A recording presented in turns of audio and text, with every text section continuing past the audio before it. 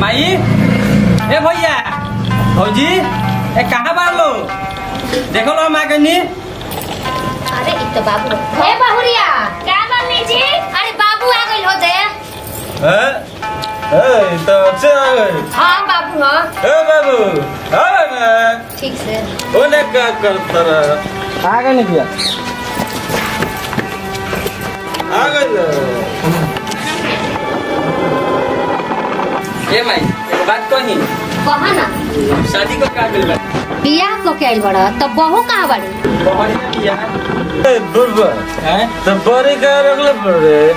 ए माई हां बाबू चलो लेके आओ हां चले के चलो चलो चलो बाबू चल इ बुढ़बा को हर एक छोड़ के आ अंदर से आया।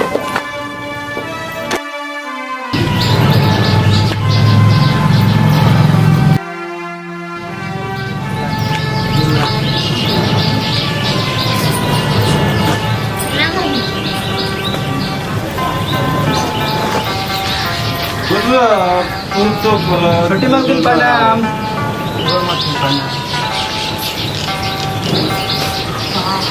अरे बाप रे बाप बाबू इतना सुंदर बहू ते कहाँ से लेके अइली है। अपना गांव में ऐसन बहू केहू के नहीं खे। बाप रे बहुत सुंदर एकदम हीरा लागतिया। हाँ हो माई भाभी बहुत सुंदर बाड़ी। हाँ भाभी बुझाता है एकदम हीरोइन है। हाँ रे बबनी एकदम हीरोइन लागत तारी बहू। ए मुस्कान इतना बड़ाई मत कर।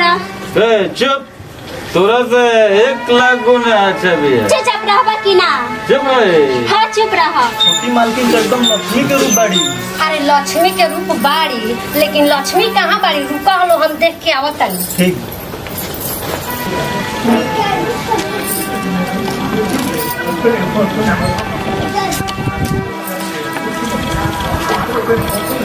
अरे लक्ष्मी कहाँ बाड़ी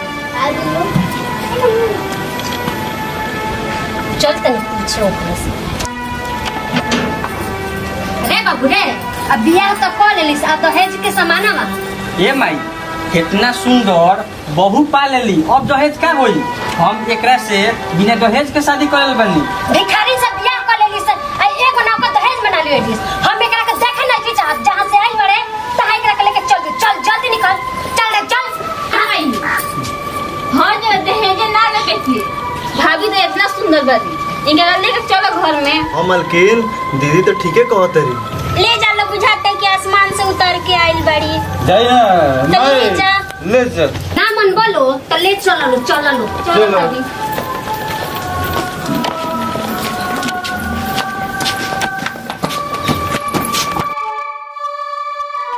सुनो बहुरिया बोली मम्मी जी। एगो हम बात कहतनी तहरा से। कहीं जब तू आइलू बियाह क के हाँ। तो बाप रे 1 ट्रक तू सामान लेके आइलू के घर भर गइल सामान से। आ एगो हई कुलछनी बिया भिख मांगा घर के बिया एगो फूटी कौड़ी दहेज में नहीं लेके आई। हाँ ये मम्मी ठीक कहतनी रहुआ आज हमरा दिल के बात रहुआ कहले बानी।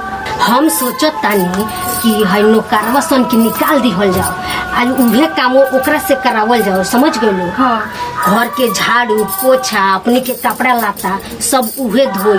ठीक कहतनी कि ना। हाँ ये मम्मी जी रहुआ ठीक है कहतनी हम करवा के निकाल दी हवा छैया बाइल बिया तो काम करी हमनी सन के सारा घर के काम पोछा झाड़ू सब कुछ करी ओकरा से गोबर फेंकवाल जाए ओकरे गाय के लेदी कटवाल जाए ओकरा के गाय के सारा काम करवाल जाए ओकरा से। माई के सोचबा तो बहुत बढ़िया बा। आज के बाद अपना घर के नौकर हुए रहे। ए माई तुम और भाभी बात कतरल होलो तो सब सुन लेनी है। भाभी के साथ काहे एन करते रहो। भाभी तो एकदम लक्ष्मी बारी दहेज नहीं खिले गए तो उससे का भई उनका गजन मत करलो।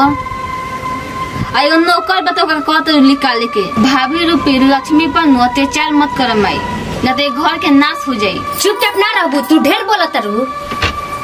उ नौकर के लायक बढ़ले भी समझ गइलू। आज हम आवता नौकर त आज हम ओकर छुट्टी कर देता नहीं। आज के बाद से उहे ही घर में सब काम करे। ढेर चलल बड़ी बोले। माई हो ई तू ठीक नहीं को करो, नौकर घर से ना निकली। ए बबनी जी, मम्मी जी तो ठीक है कहत बानी, नौकर के का जरूरत है, घर का सारा काम हम कर दे।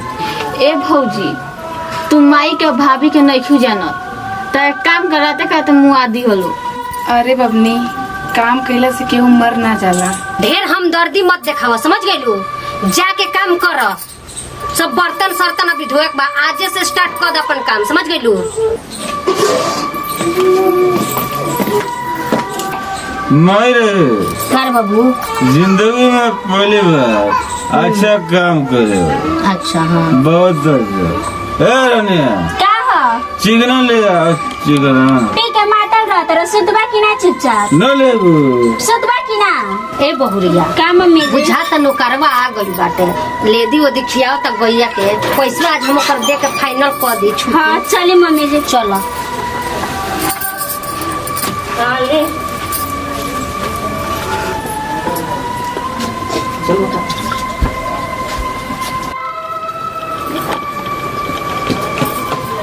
अरे सुना नहीं आवा, अरे आवा जल्दी। हाँ बोली क्या बोलते हैं? आई धरा अपन फाइनल पैसा, अब आज के बाद से काम पर मत आइयो। हम तो चाहते नहीं हो कि हमारे हिसाब किताब हो जाए, और वो लोग के जो अत्याचारी रहला नु देखत देखत हम एकदम परेशान हो गए रहनी हो। ठीक बा, हम जाता नहीं। ढेर बहस मत कर, समझ गइला? आदमी खाली निकल जाई जैसे अब कर ले। ठीक बा जाता नहीं, कौन ऐसे घर में काम करी। जाता नहीं जा। देख ले नौकर कई जगह बतियावता। चली चली। देख अच्छा त ई उहे भिकमंगा हुआ सन जोन हमरा बेटा के बहला फुसला के बियाह कर दलसन तोरा संगे।